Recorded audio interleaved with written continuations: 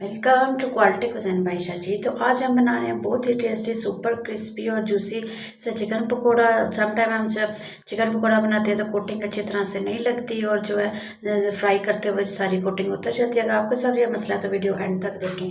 सबसे पहले जी मैंने जो है 500 ग्राम बोनलेस चिकन लिया, या इसके लिए आप हड्डी वाला चिकन भी यूज़ कर सकते हैं। 1 टीस्पून इसमें मैंने नमक शामिल किया है, 1 टीस्पून जो है लाल मिर्च का, 1 टीस्पून जो है लहसुन अदरक का जो है मैंने पाउडर शामिल किया है, और 1 टीस्पून इसमें मैंने जो है शामिल किया धनिया पाउडर।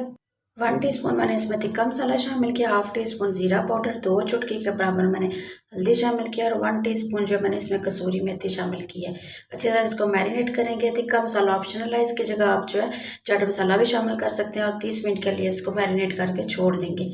उसके बाद जी मैंने इसमें 4 टेबल स्पून जो है बेसन का शामिल किया। अच्छी तरह से इसको मिक्स करेंगे, और थोड़ा सा बिल्कुल शामिल करेंगे इसमें पानी, और मिक्स करेंगे। पानी बहुत ज़्यादा इसमें शामिल नहीं करेंगे, बस इतना सा कि अच्छी तरह से कोटिंग सारी जो है चिकन के ऊपर लग जाए।